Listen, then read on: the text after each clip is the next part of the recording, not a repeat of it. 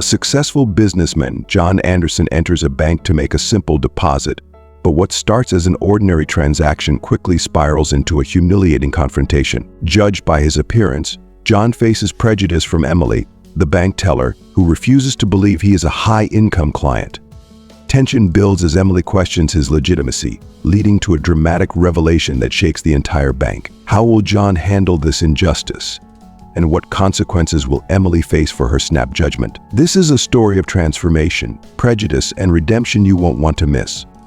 If you are not subscribed, I recommend you subscribe and activate the bell so you don't miss any videos.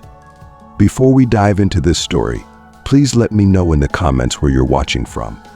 Prepare yourself for an unforgettable, gripping story of prejudice, confrontation, and one man's transformative journey through humiliation and redemption. Imagine walking into a bank for what should be a simple, routine task, making a deposit, only to be treated like a criminal. A seemingly ordinary day quickly turns into a living nightmare for John Anderson, a successful businessman who unexpectedly finds himself the target of suspicion and mistrust. What should have been a seamless transaction becomes a public spectacle, as John's integrity is questioned before the eyes of the very people who, like him, are simply trying to go about their daily lives. John faces not only the sting of prejudice but also the weight of judgment as he struggles to maintain his dignity amidst the whispers and glances of the crowd. Will he have the strength to overcome this blatant discrimination? And when the truth about who John is comes to light, how will those who wronged him, especially Emily, the bank cashier, deal with their actions? The consequences could be far-reaching, not just for John, but for the bank, its employees, and the wider community. Get ready to embark on an emotional roller coaster filled with tension, shocking revelations, and life-altering lessons about the human heart and the assumptions we make about one another. This is more than just a story, it's a powerful reminder that no detail of our lives, no matter how small, is insignificant. Every glance, every word, and every action has the potential to reveal truths we never expected to confront. You won't want to miss a single moment of this riveting tale of misunderstanding and personal growth. In the thriving city of Greenfield, life moved at a constant, vibrant pace. It was a city known for its dazzling skyscrapers of glass and steel that pierced the sky, standing tall among the verdant parks and streets lined with ancient trees. It was the perfect blend of nature and human achievement, a city where people from all walks of life came together in pursuit of their dreams. Whether you were a young entrepreneur or an elderly street vendor, Greenfield promised opportunity, and its rich cultural diversity was woven into the very fabric of everyday life. The streets pulsed with energy as cars zipped by, cyclists weaved through traffic, and pedestrians hustled along the busy sidewalks, each on a mission of their own.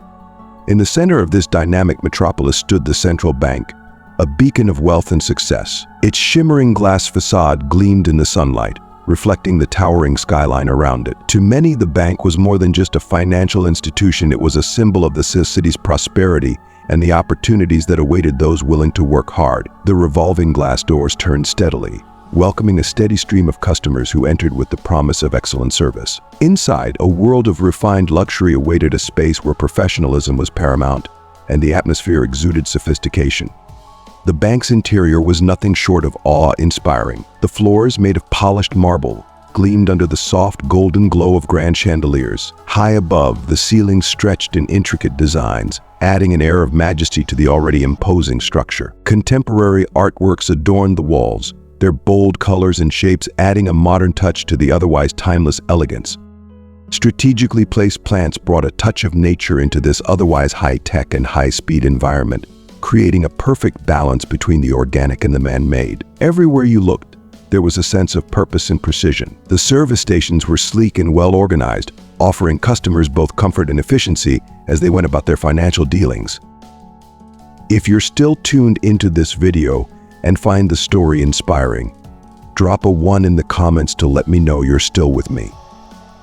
John Anderson, a well-known businessman in Greenfield, started his morning just as he always did, with discipline, drive, and an irresistible focus on success. At 35 years old, John was the epitome of determination. He had worked tirelessly to build his company, Anderson Tech, from the ground up, turning it into one of the most promising startups in the region. Today was an especially important day for John. He had recently secured a major contracted deal that would allow him to expand his business, hire new employees, and take his company to the next level. Dressed in an immaculately tailored navy blue suit, John left his apartment with his head held high, ready to face the day's challenges. His appearance was nothing short of impeccable, his dark beard trimmed to perfection, his hair neatly combed back, and his shoes polished to a mirror like shine. Confidence radiated from him as he walked through the bustling streets of Greenfield, heading toward the central bank with a spring in his step. John's morning routine had already set the tone for what should have been a triumphant day. After his usual jog through the lush greenery of the nearby park, he returned home for a healthy breakfast, checked his emails, and made sure everything was for the day ahead. The deposit he was about to make at the bank wasn't just any ordinary transaction. It represented the culmination of months of hard work and negotiation. It was a moment that signaled the beginning of a new chapter for Anderson Tech, and for John, it was a deeply personal victory. At the same time, Emily Roberts, a cashier at the central bank, was also beginning her day, though her outlook on the world couldn't have been more different. At 30 years old, Emily had developed a reputation for her efficiency and attention to detail. She was known for her methodical approach to her work. But beneath that surface was a woman who had a narrow, limited perspective on people. She prided herself on her ability to read people at a glance, often basing her judgments on appearances rather than substance. When John walked into the bank that day, Emily's preconceived notions immediately kicked in. Despite his sharp suit and professional demeanor, she allowed her biases to cloud her perception. In her mind, John didn't fit the image of the wealthy businessman she imagined herself serving daily. As he approached her station, her smile faltered, and a wave of suspicion took its place. Emily's first mistake was assuming that appearance dictated worth, a mistake that would unravel the course of her entire day. As the seconds ticked by, the tension in the air became palpable. Emily's cold reception caught John off guard, but he maintained his composure. Little did either of them know that this seemingly insignificant moment was about to set off a chain of events that would change both of their lives forever. This is a story of pride and judgment, but more importantly, it's a tale of redemption and the unexpected power of truth. Watch as John's strength and integrity dismantle the prejudices that once stood against him, and see how the fallout from Emily's misjudgment ripples through their lives in ways they never could have anticipated. What happens next will leave you stunned, every revelation more jaw-dropping than the last. Prepare for a journey through the layers of human emotion and see how a single act of prejudice can ignite a profound transformation. Emily stood confidently behind the executive service counter, her gaze sweeping over the busy bank floor. This section of the central bank was reserved for its most affluent clients, those whose accounts were swollen with wealth and whose lifestyle spoke of luxury. Emily thrived in this environment. Her meticulous attention to detail had earned her a reputation for professionalism, but it had also fed her a sense of superiority. She had come to believe that her ability to assess a client's worth by their appearance was infallible. Everything about her service station reflected her need for control. Her documents were neatly arranged, her desk spotless, and every item in its rightful place. But beneath this exterior precision lay a tendency to judge others based on her narrow views of success. To Emily, appearance was everything. The suit, the watch, the shoes, these were the markers of wealth she valued. Those who didn't meet her unspoken standards were often dismissed, their worth already determined by a glance. Rarely did she offer a second look or a deeper assessment. And this flaw in her thinking would soon set her on a collision course with an unsuspecting client. Meanwhile, John Anderson was starting his day with a sense of calm and quiet pride. His tech company, Anderson Tech, was growing faster than he could have imagined, and the future looked bright. Driving through the traffic of Greenfield, his mind drifted over his recent business accomplishments, considering the next steps for expansion. Today, he was heading to the bank for an important transaction, one that marked yet another victory for his burgeoning enterprise.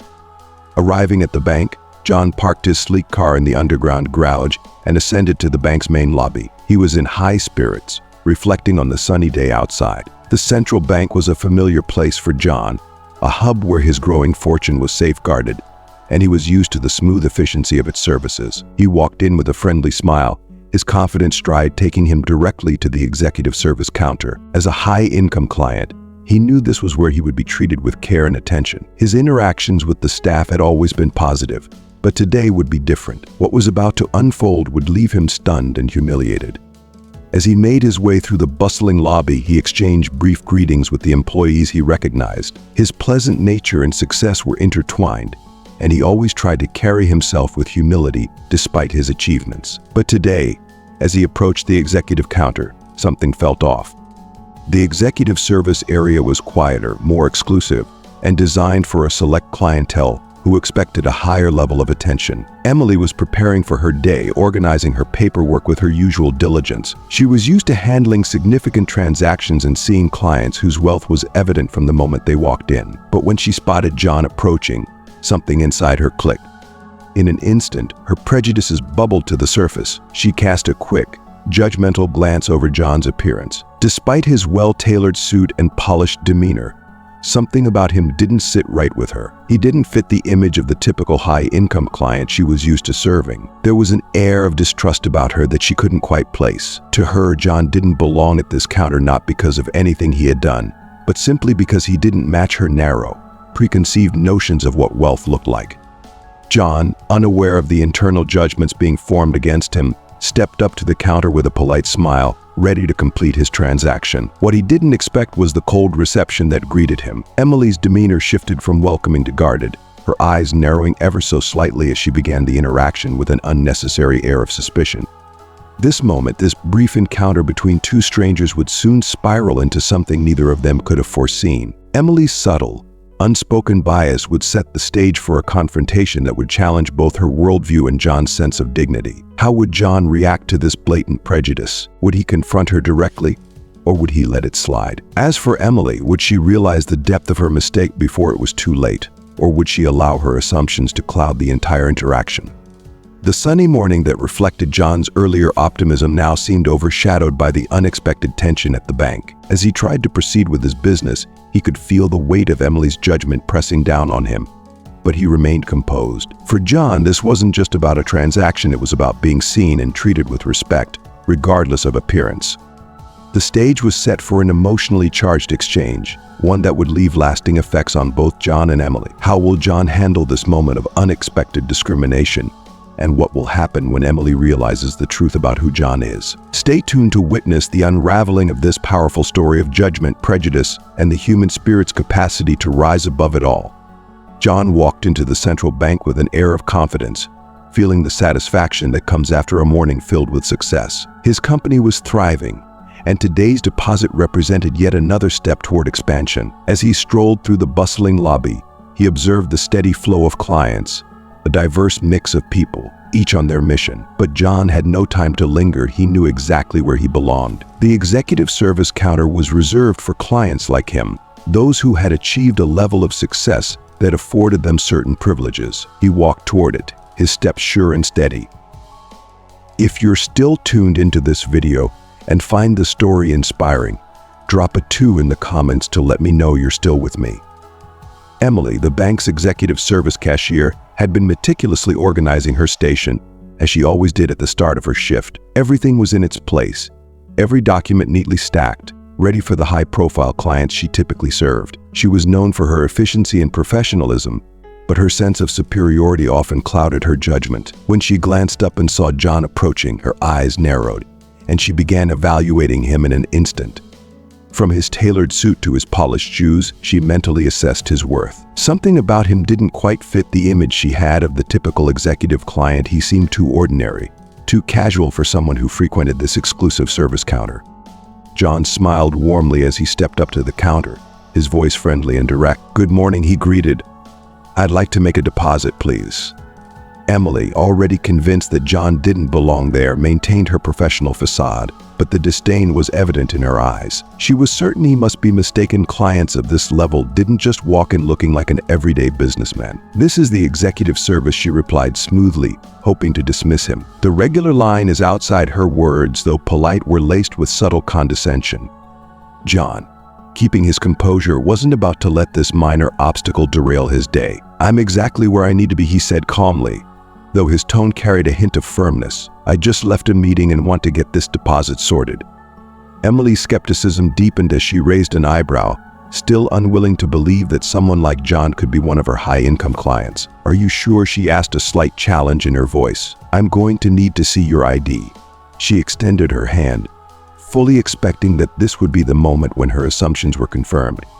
Without hesitation, John handed over his driver's license, his polite demeanor unwavering. He had dealt with professionals like Emily before, and he knew that remaining calm and composed was his best course of action. But as Emily took the ID and examined it, her disbelief didn't fade.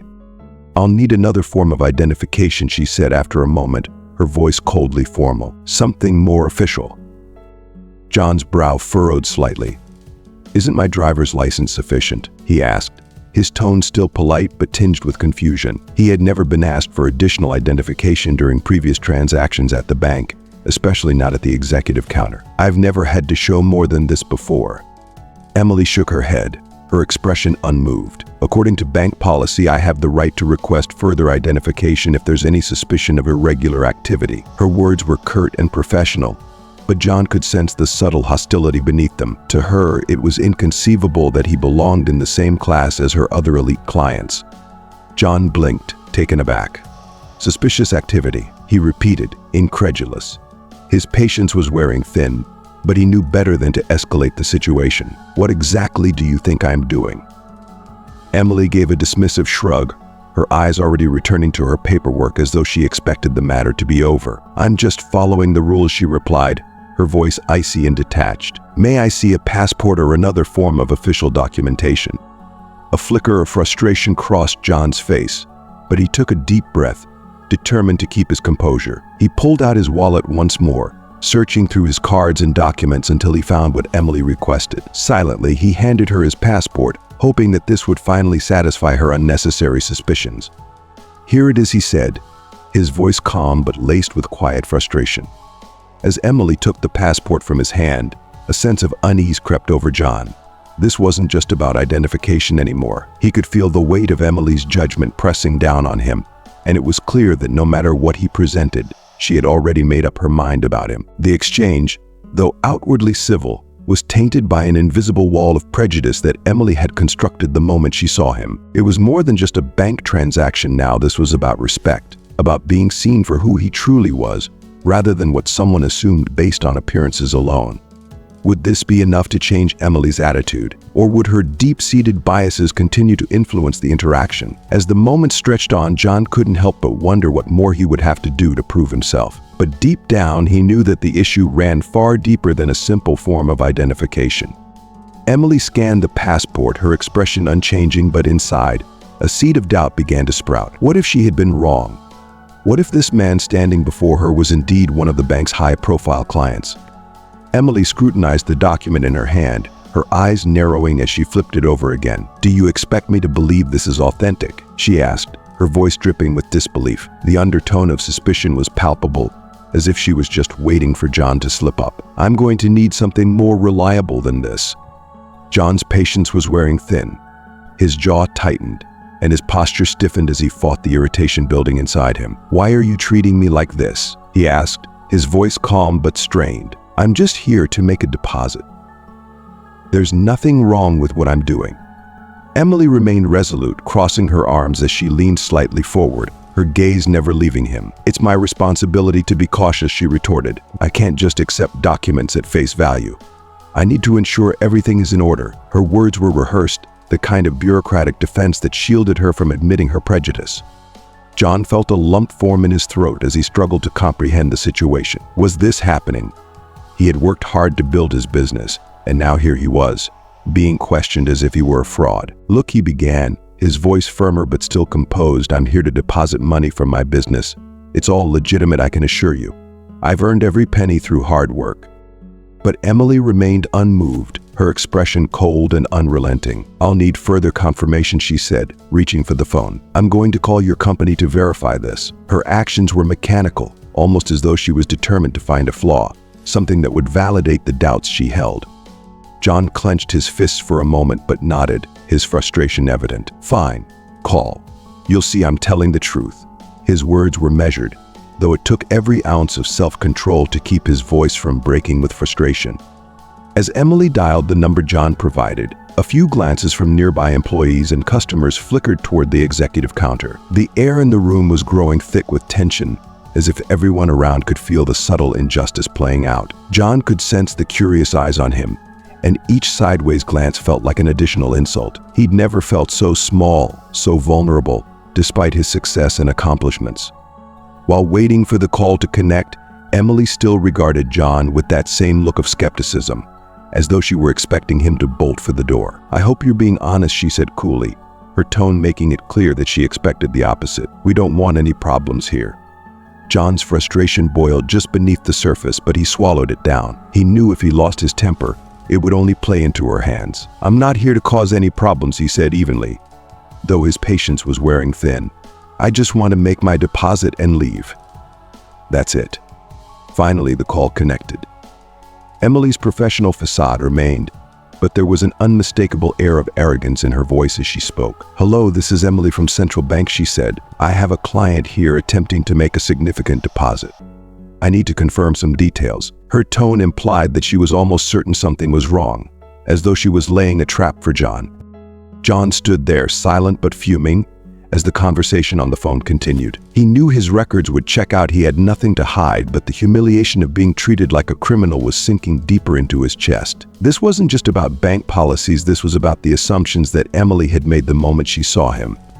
After a few minutes of conversation, Emily hung up the phone and looked at John. "It seems your information is correct," she admitted, though her voice was still laced with doubt. There was no apology, no acknowledgement of the inappropriate scrutiny she had subjected him to. Instead, she doubled down. "But before we proceed, I'm going to need more details," she continued, her authority unshaken.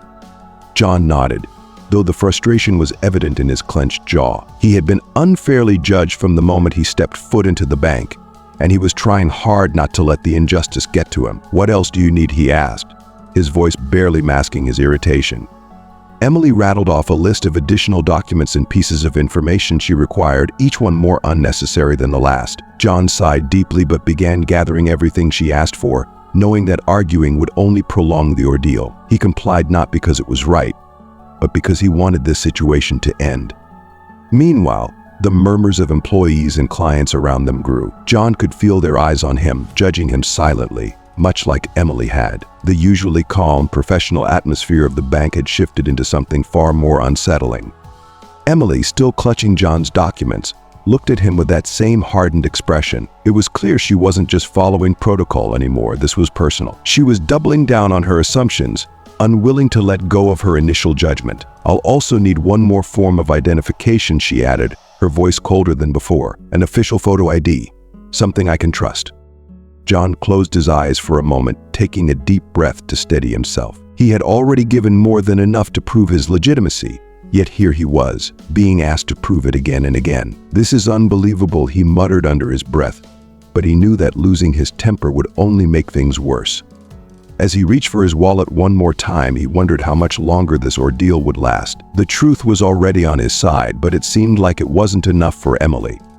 John clenched his fists at his sides, his frustration threatening to bubble over. He took a deep breath, mentally reminding himself that anger wouldn't help. He had done everything by the book. There was no reason for this to be so complicated. "Look, I've already given you my driver's license and my passport," he said, his voice tight with restrained irritation. "What more do you need?" Emily's expression remained cold and indifferent as she crossed her arms, her eyes scanning him again with a look that bordered on contempt. "I have to follow bank policy," she said flatly, as if this somehow justified her unreasonable demands. "If you're not happy with how things are going, you're welcome to speak to the manager." John felt the knot of frustration in his chest tighten. "I'm just trying to make a deposit," he said, doing his best to keep his tone steady. "I don't understand why this has become so difficult. I've brought all the required documents, and yet I'm still being asked for more." But Emily wasn't moved. Her gaze remained fixed, her stance rigid. "I need to verify that you are who you claim to be," she insisted, as if the 2 forms of government-issued ID he had already provided weren't enough. "I'll need to see your social security card or another official document." John stared at her in disbelief. The escalation of this situation was incomprehensible, and he could feel the weight of eyes turning toward him. The scene had begun to attract the attention of others in the bank. Curious glances flitted in his direction. Whispers started to ripple through the line behind him. An elderly man standing nearby shook his head, his disapproval evident, while a young mother, standing a few feet away, did her best to shield her child from the unfolding tension. But the moment John felt most acutely was the humiliation. He was now the center of attention in a public space, not because of his success, but because of the sheer distrust he was facing. Even though he knew better than to take it personally, The sting of being judged purely on appearance cut deeply. He forced himself to keep his composure and reached into his wallet once again. Retrieving his social security card, he handed it to Emily, his gaze firm but with a hint of exasperation seeping into his voice. "Here it is. I hope this finally clears everything up." Emily took the card, examining it with painstaking scrutiny, as though she was searching for the slightest inconsistency that would justify her ongoing skepticism. "I'll need to run a verification," she said, standing up and walking toward her supervisor, leaving John alone at the counter. John's eyes swept across the room as he waited, meeting the curious, pitying gazes of other customers. Some seemed sympathetic, recognizing the unfairness of the situation, but most were just observing, taking in the public display of distrust. He felt as though he were being put on trial in front of strangers. His character, his reputation, and his very existence as a successful business owner were being questioned in a way that felt both degrading and unnecessary. Minutes ticked by slowly, each second stretching out painfully. Finally, Emily returned, her expression still void of any acknowledgement that she had crossed a line. "Everything seems to be in order," she said, her tone neutral, without the slightest trace of an apology. There was no recognition of the fact that she had subjected John to an unnecessary ordeal based on her own biases. "But I'll need more information about the source of the funds," she continued, as if the process wasn't already frustrating enough. John blinked, incredulous. "Seriously," he said, his voice trembling slightly with irritation he was no longer able to fully mask. "I've already gone through multiple identity checks. Why is this still necessary?" "Bank policy," Emily replied mechanically, her indifference as cold as ever. "We have to ensure that the funds are legitimate." If you're still tuned into this video and find the story inspiring, drop a 3 in the comments to let me know you're still with me. John could feel the anger rising again, but he swallowed it down, knowing that losing his temper now would only delay things further. "I'm the owner of Anderson Tech," he said, his voice firm but measured. "This deposit is the result of a large contract we recently secured. Every dollar is legitimate, and it's all fully documented." Emily barely blinked, her face unmoving. "I'll need to see the documents that prove it," she said, as though this were the most normal request in the world. "Please provide any paperwork or contracts that confirm the transaction." John stared at her, dumbfounded. He had never in his life experienced such invasive questioning at a bank, let alone for a routine deposit. He knew that something more was going on here. It wasn't about the documents or the money, it was about him, about the assumptions Emily had made the moment he walked through those revolving doors. Taking a deep breath, John opened his briefcase and pulled out a folder containing the documentation for the recent contract. He handed it over, watching Emily take it with the same detached professionalism she had shown throughout the entire ordeal. As she scanned the papers, John felt his heart pounding in his chest, not out of fear or guilt, but out of sheer frustration at the injustice of the situation. He had done everything right. He had provided every piece of information asked of him, and still, it wasn't enough. What more would it take for Emily to see him for who he truly was, a legitimate businessman, not some shady figure she had conjured in her mind? The moment stretched on, and the tension in the room only grew thicker. How would Emily react now? And would John ever receive the apology he rightfully deserved? The situation had escalated into a full-blown spectacle, with nearly every eye in the bank now fixed on John and Emily. The whispers from the other clients grew louder, a mix of disbelief, sympathy, and indignation spreading through the crowd. Even some of the bank employees seemed unsure about what to do. They exchanged uneasy glances, clearly uncomfortable with how Emily was handling the situation, yet no one stepped in to address the growing tension. John felt the weight of it all, the stares, the murmurs, the lingering suspicion in the air. He clenched his jaw, trying to push down the frustration that threatened to overwhelm him. As he reached into his briefcase, pulling out the folder of documents related to the recent contract, he couldn't help but feel a deep sense of injustice. This wasn't just about a bank deposit anymore. It had become a public test of his integrity, one he never should have had to endure. He handed the documents to Emily with a steady hand, though his voice betrayed his exhaustion. "Here are the papers. I hope this is enough to put an end to this." Emily, still wearing that same expression of doubt, took the documents without a word. She flipped through them with painstaking precision, her skepticism evident in every movement. "I'll need to make copies and verify this information," she muttered before walking off once again, leaving John standing alone at the counter. As he waited, the air around him grew heavier. The murmurs from the line behind him became more distinct, louder. A middle-aged woman standing nearby shook her head in disbelief, her voice low but audible enough for those close by to hear. "This is absurd," she whispered to the man next to her. "He's given her more than enough proof. Why does she keep doubting him?" The man nodded, his eyes fixed on the scene in front of them. "It's obvious what this is. She's judging him based on how he looks. It's just wrong." John heard their words but didn't turn around. He already knew what they were seeing, what they were thinking. He could feel the silent judgment in the air, the disbelief that someone like him, someone who didn't fit the stereotypical image of wealth and success, could belong at the executive counter. It was a humiliation that burned deeply, but John forced himself to stay calm. He couldn't afford to lose his composure now.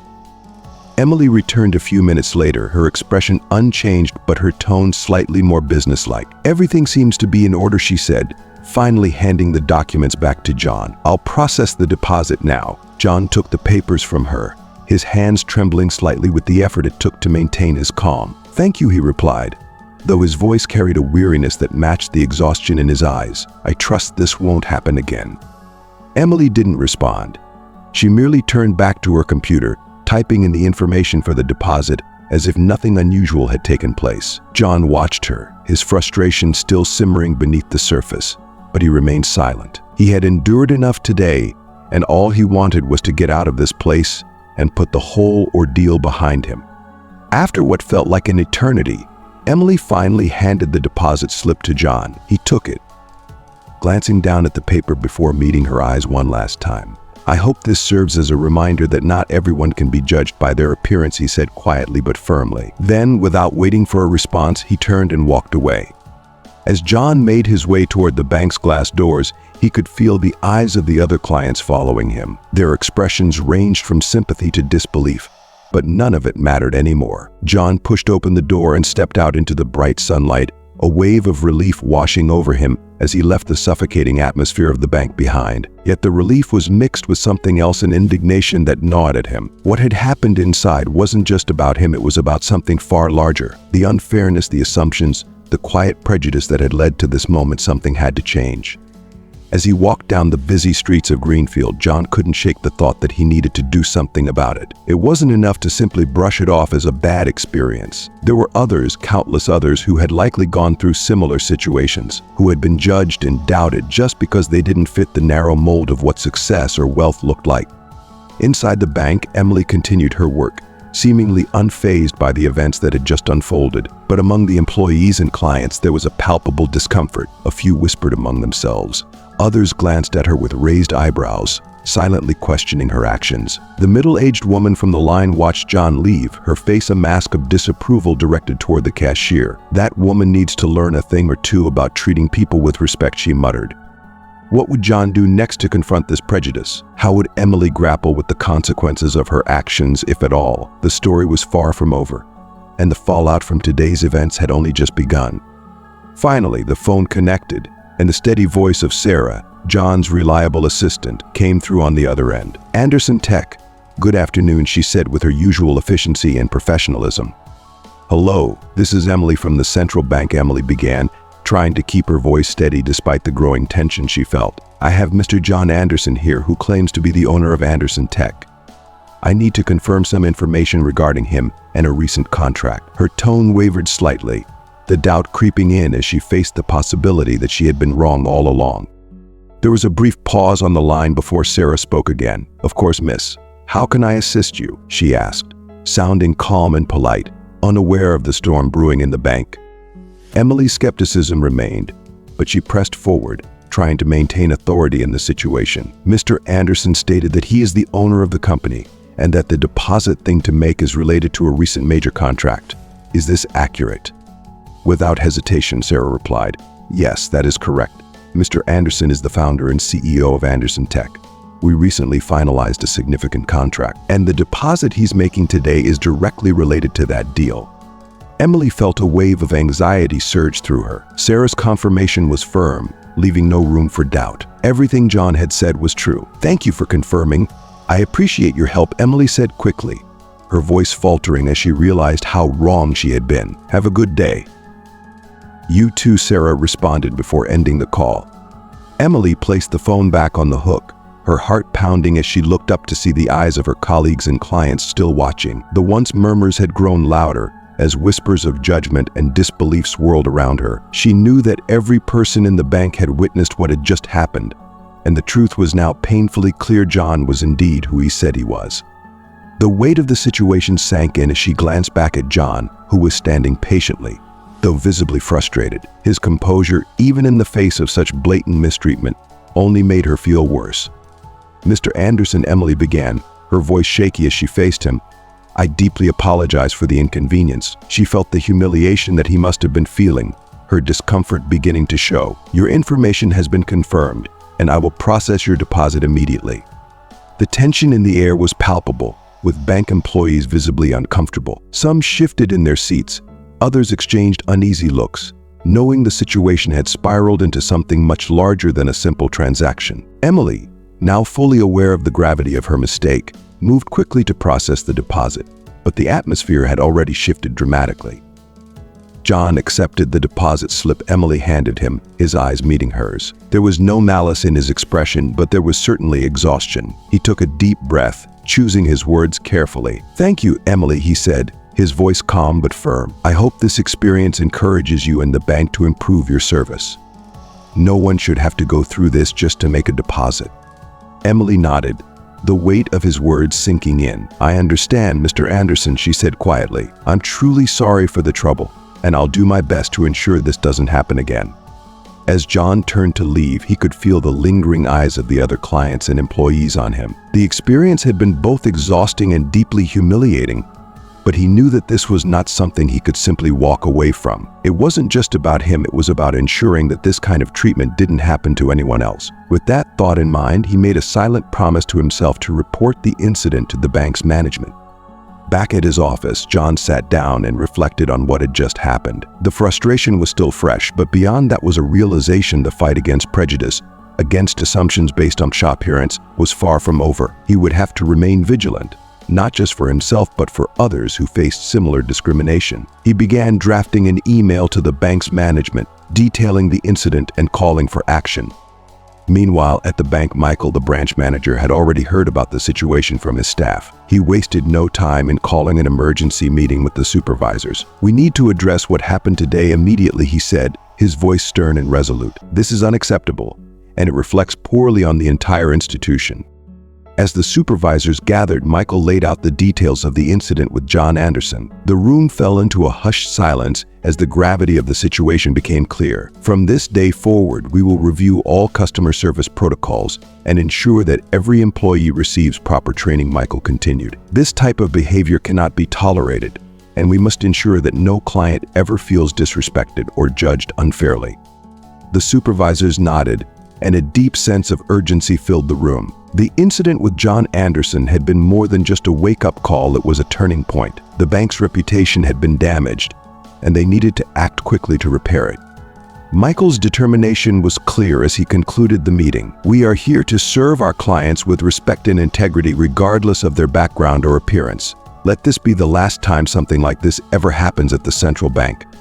And so, the seeds of change were planted. For John, the experience would not be forgotten, but he knew that his actions, both reporting the incident and continuing to advocate for change, would help make a difference. As for Emily, she too would carry the weight of her actions, her role in the day's events serving as a reminder that every judgment, every decision has consequences. The next chapter of this journey was yet to unfold, but one thing was certain: things would not stay the same. What will happen next in John's pursuit of justice? Will the central bank truly implement the changes necessary to prevent this from happening again? Stay tuned for the next chapter of this powerful story of accountability, transformation, and growth. Be sure to subscribe and activate notifications so you don't miss any updates on this compelling tale of justice and redemption. Emily walked out of the bank with the weight of her actions bearing heavily on her shoulders, her heart filled with regret and a deep desire for redemption. The eyes of her colleagues and clients followed her as she was escorted to the door by a security guard. Each step was a painful reminder of the mistake that had cost her not only her job but her dignity. She had misjudged someone, allowed her biases to cloud her professional judgment, and now she was paying the price. The security guard, noticing her distress, tried to offer some comfort. "I'm sorry about this, Emily.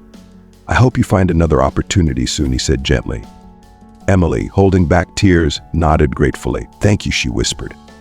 "I'll do my best to learn and grow from this experience." As she walked away from the bank, Emily resolved that this would not be the end of her career but the beginning of a new chapter. She needed to reflect deeply on what had gone wrong, on the prejudices she hadn't even realized she harbored. It would take time to rebuild, but she was determined to become a better, more empathetic professional. This wasn't just about getting another job, it was about transforming herself into someone who could truly treat others with respect and fairness.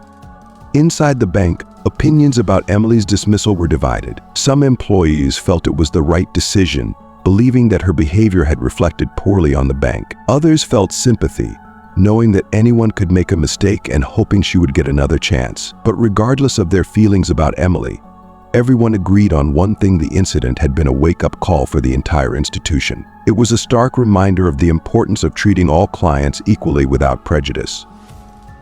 If you're still tuned into this video and find the story inspiring, drop a 4 in the comments to let me know you're still with me.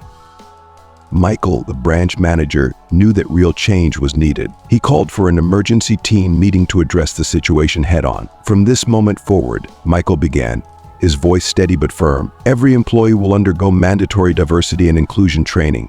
We must ensure that incidents like this never happen again and that all of our clients are treated with the respect they deserve, regardless of who they are or how they look." The employees listened intently. There was a shift in the room, a shared sense of purpose, of responsibility. They understood that the bank's culture needed to evolve and that they needed to be better. Michael's words resonated deeply, as everyone realized this was more than just about following policies, it was about changing mindsets and behaviors. John, satisfied with the steps being taken, also attended the meeting. He appreciated the bank's willingness to change, but he knew this was just the beginning. "I'm glad to see these changes happening," John said, addressing the team. "It's important to ensure that everyone is treated with dignity and respect. This isn't just about me, it's about preventing this kind of treatment from happening to anyone else in the future." The experience with John Anderson and the dismissal of Emily catalyzed a profound transformation at the central bank. The entire institution was committed to making meaningful changes, not just to avoid similar incidents, but to ensure a culture of inclusivity and respect. It wasn't going to be easy, but there was a shared commitment to making Central Bank a place where everyone, both clients and employees, felt valued and respected. As for Emily, she began her search for new opportunities, driven by a deep sense of accountability. She knew it would be difficult to rebuild her reputation, but she was willing to put in the work. She was determined to apply the lessons she had learned and grow into the professional she knew she could be, one who treated every person with empathy and fairness. Meanwhile, Michael knew there was still one critical step: to take a formal apology to John. John needed to understand the central bank's commitment to making things right and improving their customer service standards. The next day, Michael arranged a meeting with John, welcoming him with a handshake that was firm yet apologetic. "John, I want to formally apologize for what happened here yesterday," Michael began sincerely. "The treatment you received was unacceptable and does not reflect the values we stand for at Central Bank." John nodded, appreciating the gesture. "Thank you, Michael. It was a difficult experience, but I'm not here to apologize alone. I want to ensure that what happened to me doesn't happen to anyone else." Michael smiled, understanding perfectly. "That's exactly why I wanted to meet with you. I'd like to walk you through the changes we're implementing and get your input on how we can improve." Michael gave John a tour of the bank's executive room, a space designated for meetings and special events. As they walked, he explained how the bank was revamping its training programs. "We're introducing mandatory diversity and inclusion training for all our employees," Michael said. "We want to make sure everyone understands the importance of treating clients with respect, regardless of their background or appearance." John listened carefully, impressed by the bank's commitment but still cautious. "This is a good start, Michael," he replied, "but it's important that this training goes beyond just a formality. It has to truly shift the mindset of your staff, otherwise nothing will change." Michael nodded in agreement. "I completely understand, John. This training will be thorough, and it will focus on real transformation, not just checking a box." The meeting left John feeling more hopeful. He knew that true change would take time, but Michael's leadership gave him confidence that the central bank was on the right path. As for Emily, her journey of redemption had just begun. Determined to rebuild her career, she sought out opportunities where she could apply what she had learned, intent on proving that she could be a better person and a more compassionate professional. Curious to see how Emily's career will evolve and how the central bank will continue its transformation. Stay tuned for the next chapters of this inspiring story. Subscribe to our channel and turn on notifications to follow every step of this journey of justice, growth, and redemption. Michael listened intently to Joan's insights during the feedback session, nodding in agreement as John spoke. "I couldn't agree more, John. We need to foster a culture where every employee sees the person behind the transaction, not just the process. It's about building relationships based on respect, trust, and understanding."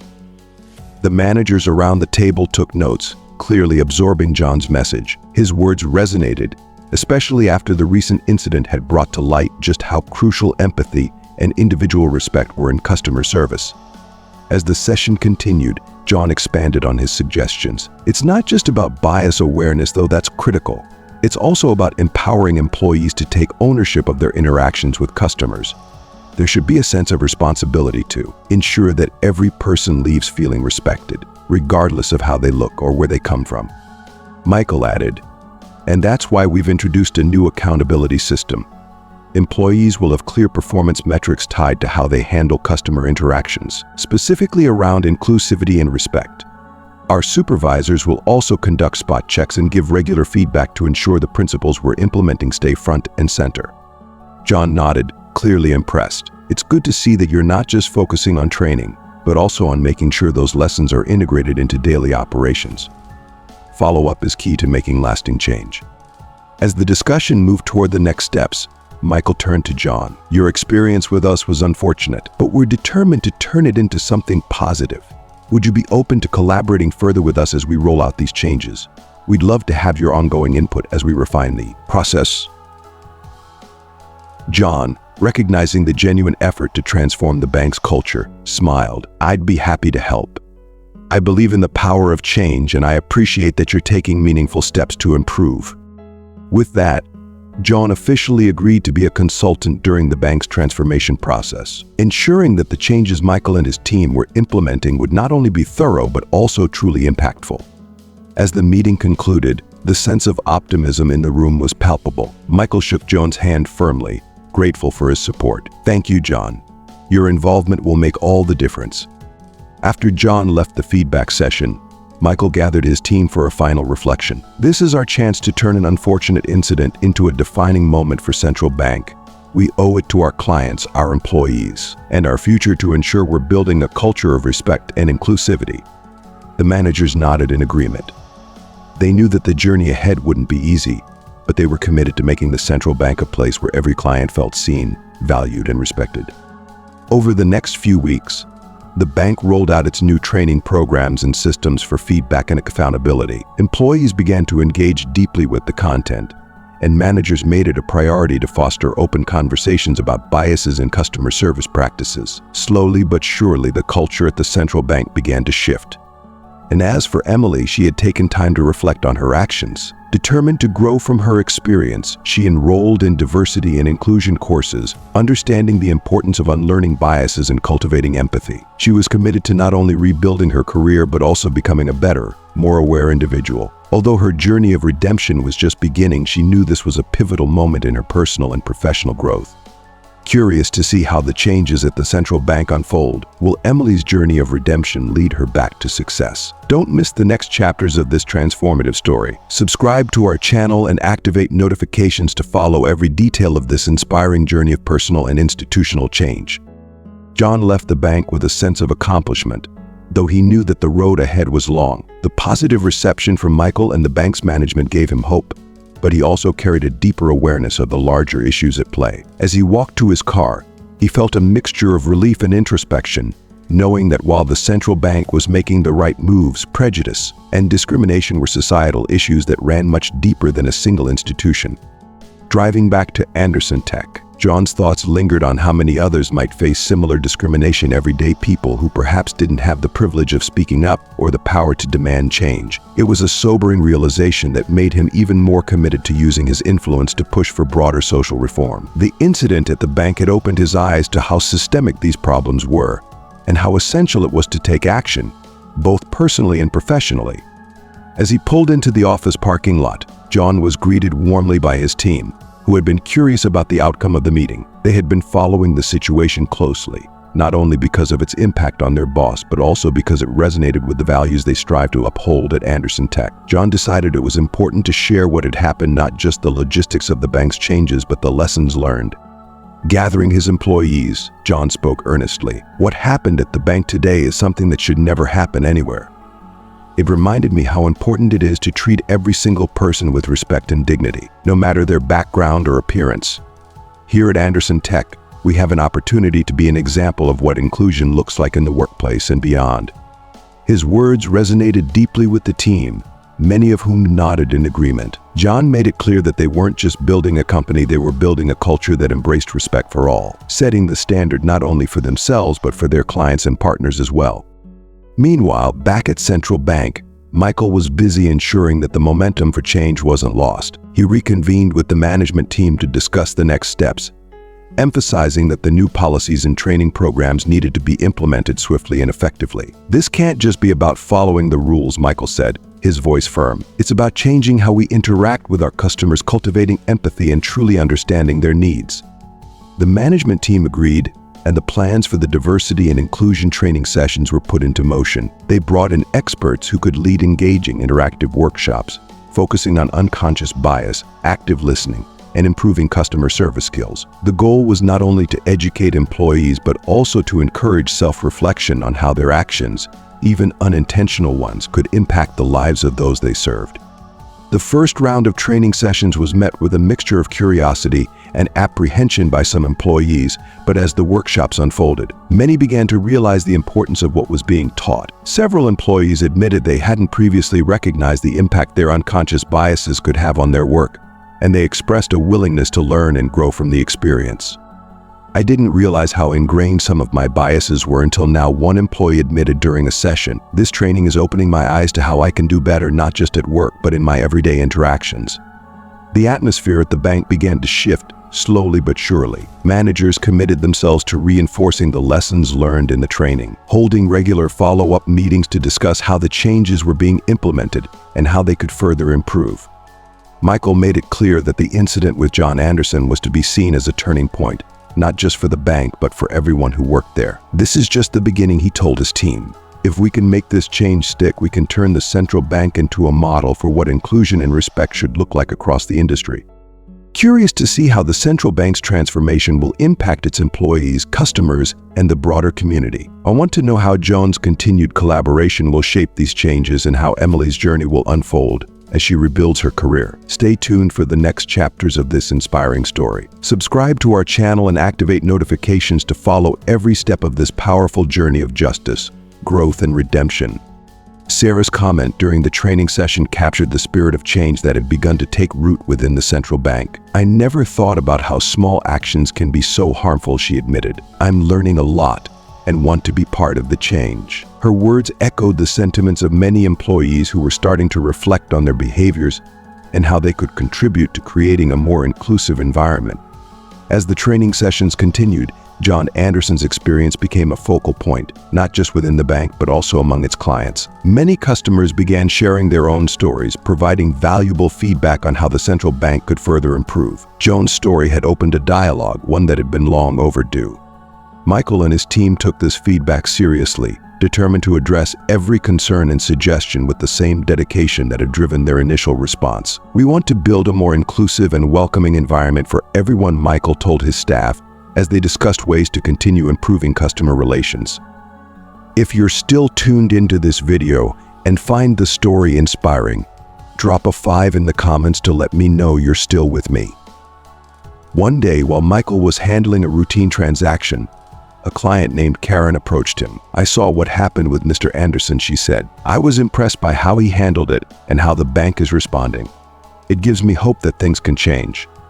Michael smiled, deeply grateful for her words. Thank you, Karen. We're committed to learning from this and making sure we grow as a company. Every piece of feedback helps us move closer to that goal. As the central bank continued to roll out its new policies, the culture began to shift in tangible ways. Employees were noticeably more empathetic and attentive in their interactions, and there was a renewed sense of purpose among the staff. It wasn't just about fixing what had gone wrong, it was about creating a lasting, positive change that would benefit everyone who walked through their doors. John, meanwhile, watched from the sidelines, satisfied to see that his efforts had led to real, meaningful progress. He knew that change, especially on this scale, was never easy. It took time, dedication, and a willingness to acknowledge past mistakes. But seeing the transformation at the central bank, he felt confident that they were on the right path. Still, the sadness of his initial experience, the prejudice and bias he'd faced remained with him. He understood that this was an ongoing fight, not just for him but for countless others who might face similar challenges. Before leaving the bank for what would likely be the last time, John sought out Michael for a brief conversation. "Thank you for everything you and your team are doing," John said. "But remember, this is an ongoing battle. We can't let our guard down. We need to stay focused and committed to change." Michael nodded in agreement. "You're right, John, this is just the beginning. We're determined to make the central bank an example of what inclusion and respect should look like in this industry." They shook hands, and John felt a mix of emotion, satisfaction for the difference he had made, but also a lingering sadness, knowing there were still so many battles ahead. He hoped his experience would inspire others to stand up for justice and equality, knowing that real change could happen when people used their voices.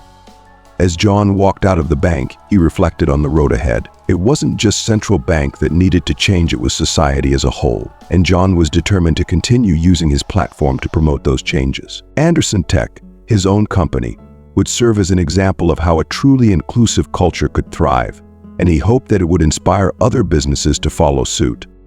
As we wrap up this powerful and inspiring story of transformation, we want to take a moment to reflect. What have you learned from John's journey and central bank's commitment to change? How have their experiences shaped your perspective on prejudice, inclusion, and the power of standing up for what's right? Take a moment to think about one lesson from this story that you can apply to your own life, whether it's about treating others with respect, practicing empathy, or speaking out against injustice. Share that one thing in the comments below, and let's continue this important conversation. If you enjoyed this video, please leave your comment below, and don't forget to like, share, and subscribe to our YouTube channel for more inspiring stories. Your engagement helps us grow and bring more meaningful content to audiences just like you.